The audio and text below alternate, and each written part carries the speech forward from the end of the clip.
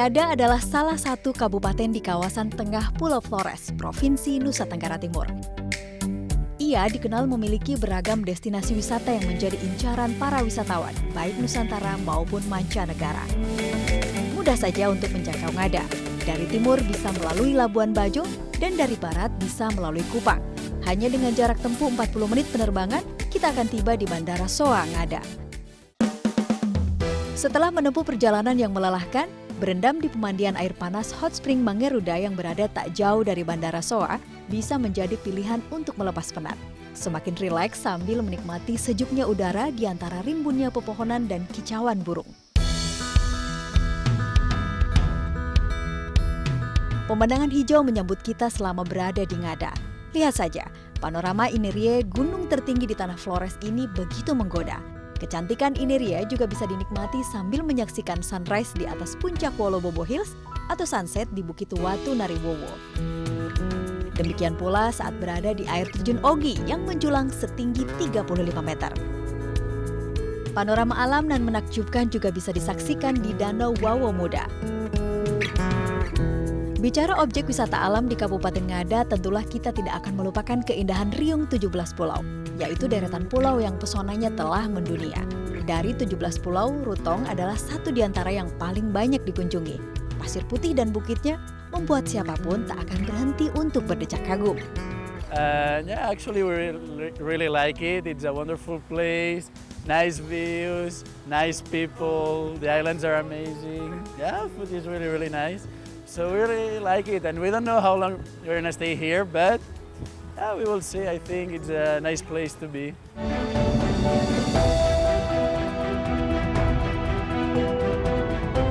Mengeksplorasi Riung harus melihat Pulau Ontoloe atau yang populer disebut Pulau Kelelawar dari dekat.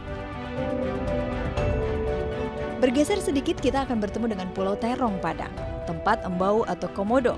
Tidak kurang dari 30 ekor komodo berhabitat di pulau ini. Tidak hanya itu, Riung juga dikenal memiliki taman wisata alam bawah laut dengan biota yang tak akan bosan untuk dinikmati. Ngada memang memiliki landscape yang begitu eksotis. Gunung, lembah, bukit, padang savana, hutan tropis dan pantai, serta endemik flora dan faunanya yang khas. Semuanya menjanjikan ketenangan, kedamaian, dan menyatu dengan alam. Eksotisme alam berpadu apik dengan harmoni masyarakatnya yang masih menjaga warisan leluhur, disertai toleransi dan keberagaman.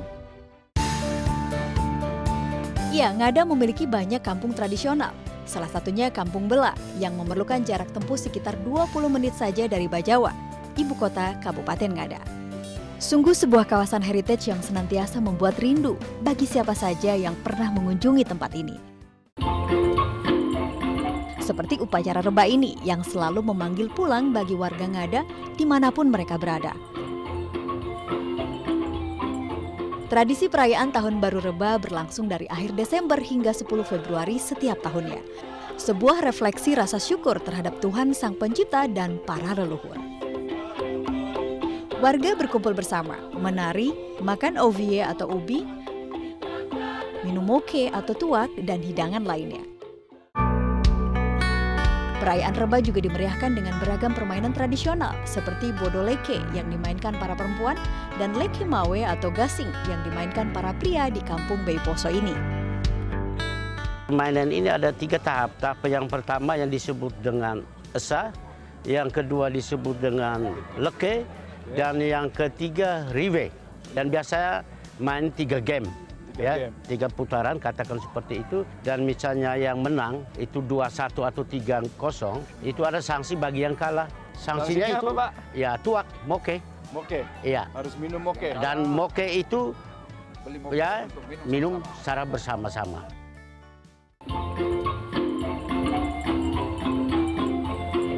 Saat perayaan Reba, pria dan wanita dengan bangga mengenakan kain tenun. Sapuluwe untuk pria dan lawo untuk wanita. Para wanita di Ngada harus bisa menenun. Ada 2 jenis tenun. Pertama berasal dari benang asli yang dipintal dari kapas. Kemudian direndam daun nila untuk mendapatkan warna alami hitam atau biru. Yang kedua berbahan dasar benang dari pabrikan. Tapi keduanya sama-sama ditenun untuk menjadi sehelai kain. Kain tenun khas Ngada dijual dengan harga 1 hingga 25 juta rupiah, tergantung motif dan tingkat kesulitannya. Kerajinan tangan yang layak untuk menjadi oleh-oleh, bercita rasa seni tinggi.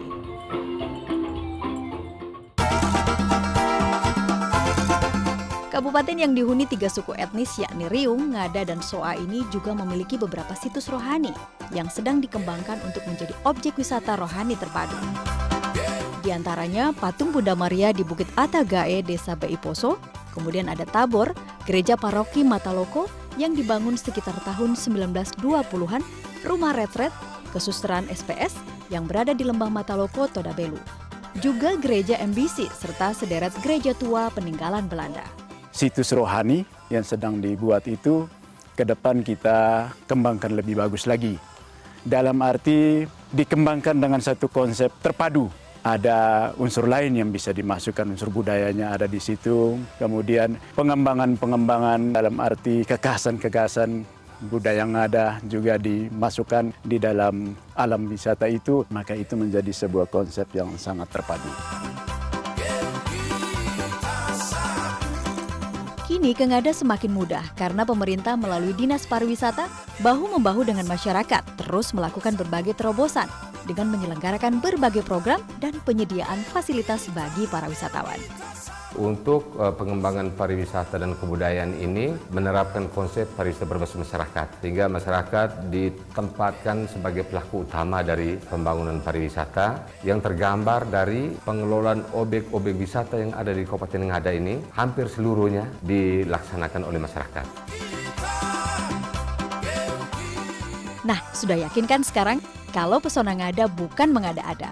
Tentu, di antara banyak objek wisata menarik di bumi Flores, Ngada yang memiliki eksotisme alam dan harmoni masyarakatnya yang masih menjaga tradisi leluhur layak untuk menjadi destinasi utama. Sampai jumpa di Ngada.